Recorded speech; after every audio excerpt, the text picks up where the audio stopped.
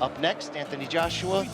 After that, unifying all 4 heavyweight championship belts. 2014, then I mentioned the win over... He presents the main event of the evening. Wearing white with gold and officially weighed in at 14 stone. Instructions. Both you both in the change room, you know what to expect. Let's have a good... Something special, because as Belleu says, use that advantage.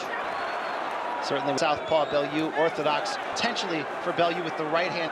Gonna try to get pitch shutouts. Actually slaps you on, and that can end a fight. Good Usyk.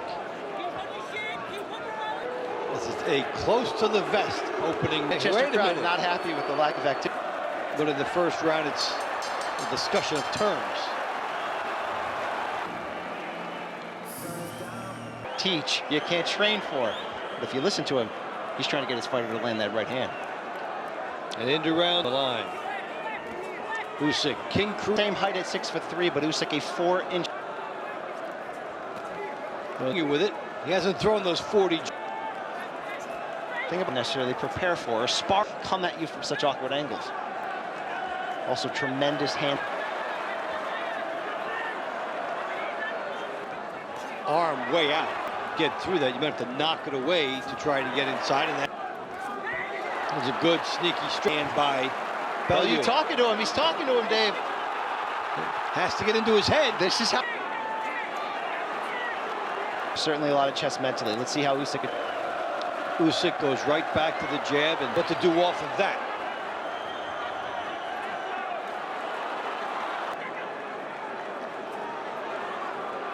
Very confident stuff here from Belleu. Digging in, giving Usyk a lot to think about, coming at him from his own. He's going to walk away with the second round. Look at Belleu, look.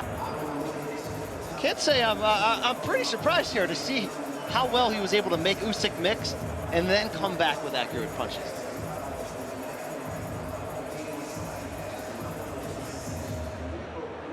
And here comes the psychological game. So animated. Usyk and Tony Bellew, round 3 of 12. Undisputed cruiserweight champion. Record. And you're talking about great cruiserweights. Certainly Evander Holyfield into the 3rd and 4th fights in. Says because Belleu knows I'm crazier than Hunter quote. Here though, each time Belleu's about to commit to one of those all the way straight, then off to the angle, which is a smart thing for him. Oh, he's an abstract painter. He'll move in ways because he trains in ways that are just different. Oh, good shot by Belleu, the counter right hand. That has been his best punch so far, and it opens up here for Usyk to come at him. You know, Usyk is starting slow, but no, but prohibitive underdog. And you'll know where he's really at if he finds an adverse moment. Make sure you don't leave the door open. Make sure your output is there enough that the judges don't... Doing a nice job with the right hand. Really fighting a smart fight. Good jab.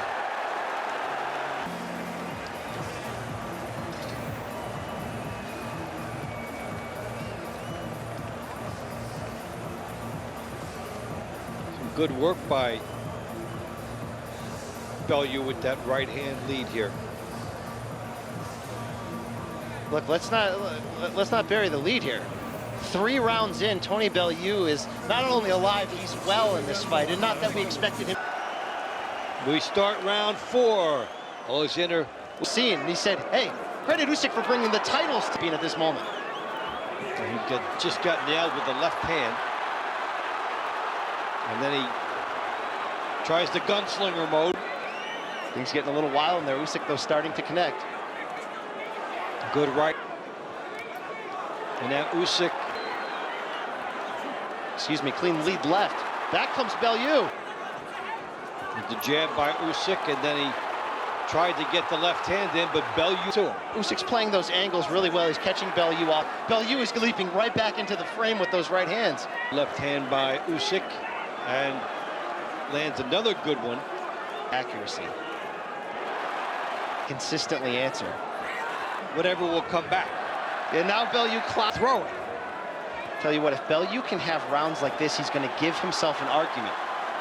Usyk is you know, the classier fighter in these exchanges, but when Belleu can answer with clean right hands, and that's what I talked about, the output of Usyk. If it becomes more of a chess match like this, you're going to compare. Thanks, guys. I've never seen Tony Bellew box with such intelligence and such poise. I gave him the first 3 rounds. That might have been Usyk's best round, that last one, but he got drawn into the kind of fight that Bellew would like it to be. Yes, he got some success there, as you saw, but Bellew wants him opening up, unloading some big shots. The big thing that surprised me, especially through those first 3 rounds, is the Usyk jab, which is such a weapon, non-existent tonight. He's been tentative with it. I think he fears that left hook coming back over the top of it. F, G, H, on and on. It's certainly Oleksandr Usyk. He's not really landing a lot of these jabs, but he's doing a much better this job success against a orthodox fighter with that jab, but he's answers with a right hand. From Usyk in close. Bellew's going to shake his head every time. You know that, Dave. Yes. And there's It might be crazy, let's be honest, but crazy like a puncher in these higher weight classes. But that crap. Usyk, which misses, but then he's back in position. There's the looping right by Belleu. Round, really helping himself gain. Hey, he's stubborn with that right hand, Dave. He's finding ways to Doing a good part of the landing. You have Belleu ahead in this fight. Usyk needs a knockout. They both need a knockout. Because right now, I don't know. I can't even score it right now. But you get the impression Tony's ahead? Yeah. Okay, great. Thank you. Said gave Belleu a chance. He thinks in the beginning of the week. Oh, good left hand early from Usyk. He liked what Bellew's work. And look, I like 47. I thought Usyk's best of the fight. Good jab. It was his best volume round, perhaps. Instantly, then goes back at it again. A little bit more from Belleu, coming back at it by being like, we're going to see scores all over the place, and some of it may be our expectations in these rounds. Very interesting. We have a nice chess match here because it's a fast pace, committed to a particular style.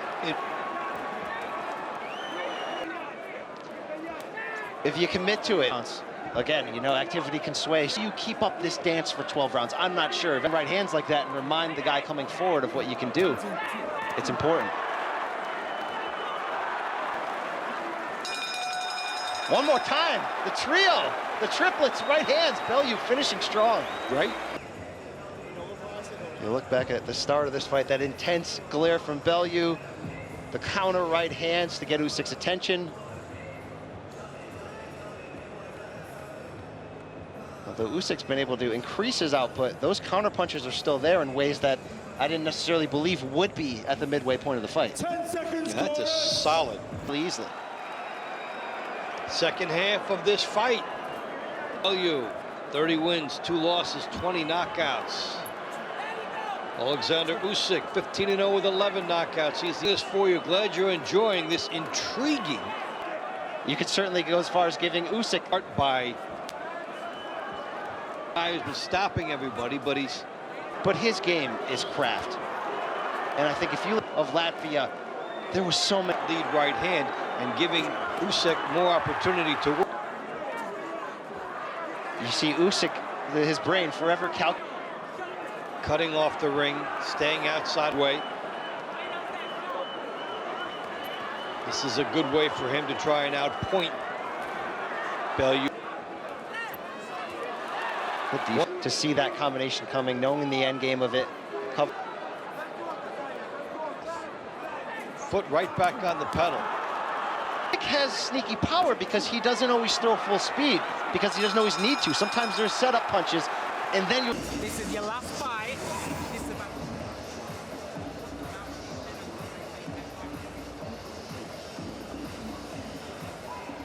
Good jab by Usyk, kind of a signature element of the round for him. No question. It sets up so much for him. It's the angles that catches Belleu in awkward positions he doesn't want to be. That round was certainly a snapshot of the type of rounds Usyk, very, very gritty veteran, have. Can Belleu find a second wind, or has found the way to beat him? That's how we head into round 8. Because the clean punches will accumulate as you to keep up that level that he fought in some of those early rounds. That's surprising. People are going to have these cards close, and he's still looking for angled shots to change the momentum. Good right hand right there. Belleu trying to get close enough to fire the left hook, and he eats one. And a good left hand by Usyk. Some That's a dangerous clear punch. shots. That's a dangerous punch for Belleu because it comes when Usyk gets on the outside of his shoulder. I think that one hurt him. And a good angle by Usyk as he to the right, and then drag that left hand back behind him and score. And then he nailed him right in the middle. Down and Belleu. Down he goes with the left hand. The momentum. We saw Usyk building up, and it's over just like that. Double kebab! Usyk defends all 4 cruiserweight world titles. In sensational instant fashion, we saw him breaking down Belleu. We thought that Belleu would hit. Won't be remembered that it was a gradual beatdown. It was boom. After everything. Look at that left hand. Belleu out as he dropped, tries his best to come back to life in ways we've seen him do it, both inside and outside the ring, to resurrect his career. The 3 good shots had gotten in, and then remember the looping shots before this. Eddie Hearn right off the seat to help Belleu. You know they have a special relationship as promoter and fighter, but look at this finish. Okay. Now watch him get into this, all of it. I mean, that was wide too. That was a looping shot, but he does it with such poise, control, accuracy. Now you have to watch the power generating through the hips as he does that, and he maintains his punching power. Okay, jab, boom. Whew. This guy's taking souls out here. And he was far out when he landed that too. Okay. It's really a special fighter, and I don't mean to overplay the idea of this guy going up and shaking the heavyweight division up, but it's in play when you have this type of skill set in that type of body. Well, you could think that he could beat some heavyweights right off the bat. So then it's a matter of, well, how much he can improve. That's the... Oleksandr Usyk.